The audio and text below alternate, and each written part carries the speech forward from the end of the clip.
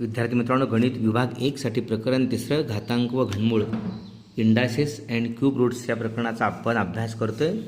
या ठिकाणी घातांकांचे नियम पाहिल्यानंतर सराव संच 3.1 आपण सोडवणार आहोत। प्रॅक्टिस सेट नंबर 3.1 त्यातला प्रश्न पहिला आहे, घातांक वापरून पुढील संख्या लिहा।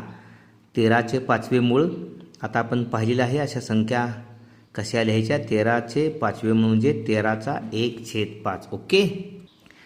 13 रेज टू 1/5।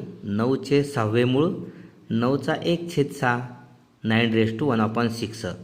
256चे वर्गमूळ 256चा 1/2। ओके। 256 raise to 1/2। 17चे घनमूळ 17चा 1/3।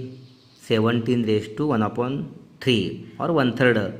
100चे 8वे मूळ 100चा 1/8। 100चा 1/8 100 रेज टू 1/8। 30चे 7वे मूळ 30चा 1/7। 30 raise to 1/7। Okay.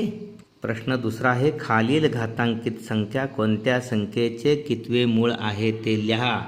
Right in the form nth root of a in each of following numbers.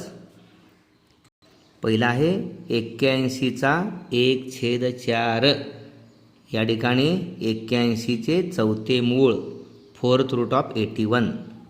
81चे चौथे मूळ। त्यानंतर 49चा 1/2 49चे वर्गमूळ किंवा दुसरं मूळ। ओके।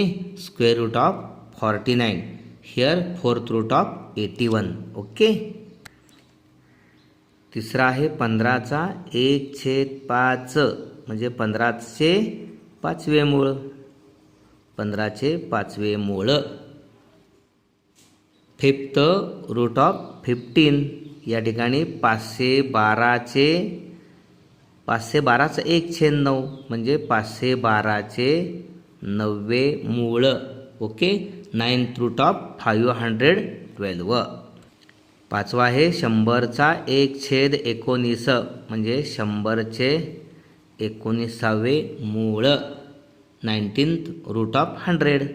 आणि शेवटचा आहे 6चा 1/7 6चे 7वे मूळ 7th रूट ऑफ 6। ओके। यातच पुढचा पण आपण पाहूया। संख्येचा घातांक m/n या रूपातील परिमेय संख्या असेल अशा संख्येचा earth the meaning of numbers having index in the rational form m/n। पहा या ठिकाणी 8चा वर्ग म्हणजे 64 आणि 64चे घनमूळ 64चा 1/3 आपण असं लिहितो। 64चा 1/3 परंतु 64चं म्हणजेच 8चा वर्ग। 8च्या वर्गाचे घनमूळ बरोबर 4। ओके। 64चे घनमूळ 4 कारण 4चा 3 वेळा गुणाकार 64 येतोय। 4 चौक 16 चौक 64 म्हणून 8च्या वर्गाचे घनमूळ 8च्या वर्गाचे घनमूळ म्हणजे 64चे घनमूळ। 8चा वर्ग 64 8च्या वर्गाचे घनमूळ 4 याला आपण 1 म्हणूया। 8चे घनमूळ आपण लिहितो 8चा 1/3 बरोबर 2। 8चे घनमूळ 2 2चा 3 वेळा गुणाकार 8 आहे। बेदोनी 4 दुनी 8 म्हणून 8च्या घनमुळाचा वर्ग म्हणजे 8चा 1/3 त्याचा वर्ग म्हणजे 8च्या घनमुळाचा वर्ग म्हणजे 8 म्हणजेच या ठिकाणी 8 म्हणजेच 2चा घन। या ठिकाणी 8च्या घनमुळाचा 8चे घनमूळ 8चा 1/3 8चे घनमूळ 2 आणि त्याचा वर्ग 2 आहे म्हणजे 8च्या घनमुळाचा वर्ग 4 आहे। ओके। हे दुसरं म्हणजेच या ठिकाणी 1 आणि 2 वरून 8च्या वर्गाचे घनमूळ बरोबर 8च्या घनमुळाचा वर्ग। ओके। हे समजावून घ्या। 8च्या वर्गाचे घनमूळ म्हणजेच 8च्या घनमुळाचा वर्ग म्हणजेच 8च्या वर्गाचं घनमूळ म्हणजे 8चा वर्ग त्याचा 1/3 बरोबर 8च्या घनमुळाचा वर्ग म्हणजे 8चा 1/3 त्याचा वर्ग। पहा इथं घात 2 आहे, इथे 1/3 आहे, इथं परत घात 1/3 केला आणि त्याचा घात 2 केलेला आहे। शेवटी घाताचा घात म्हणजे घाताचा गुणाकार 8चा वर्ग त्याचा 1/3 2 गुणिले 1/3 म्हणजे 2/3 इथं 8चा 1/3 म्हणजे आणि त्याचा 2 आहे म्हणजे 2/3 8चा। ओके। म्हणजे 8च्या वर्गाचे घनमूळ आणि 8च्या घनमुळाचा वर्ग समानच आहे। घातांक पूर्णांक संख्या असतानाचे घातांकाचे जे नियम आहेत तेच नियम घातांक परिमेय असणाऱ्या संख्यासाठी आहेत. एचा म्हणून एचा यमवा त्याचा एनवा घात म्हणजेच एचा यम. हा नियम इथं लागू केला आहे. 8चा वर्ग त्याचा 1/3 म्हणजेच 8चा 1/3 त्याचा वर्ग म्हणजेच घाताचा घात घाताचा गुणाकार यम गुणिले एन यम. तसंच या ठिकाणी 1/3 गुणिले 2 2/3 8चा 2/3. Okay. We know that here 8^2 is equal to 64.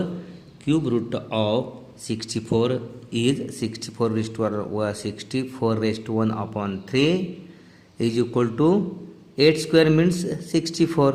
8 square raised to 1/3 is equal to 4. Okay.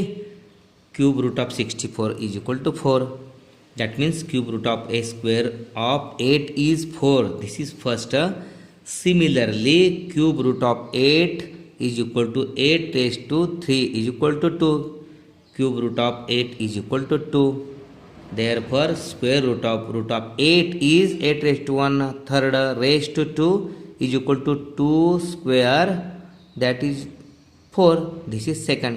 From first and second, we get cube root of a square of 8 is equal to square of cube root of square of cube root of 8. See again. Cube root of square of 8 is equal to square of cube root of 8. Using indices, we get 8^2, 8 square raised to 1/3 is equal to 8^1/3 raised to 2. Okay. That means the rule of rational indices are the same as those for integral indices. Using the rule a raised to m raised to n is equal to a raised to mn, we get 8 square raised to 1/3 is equal to 8^1/3 raised to 2. That means 8^2/3. Okay. यावर आधारित आपण सराव संच 3.2 पाहणार आहोत. अधिक आपणास समजेल. हा व्हिडिओ जरूर लाईक करा आणि आपल्या सर्व विद्यार्थी मित्रांना पाठवून त्यांनाही सहकार्य करा. धन्यवाद.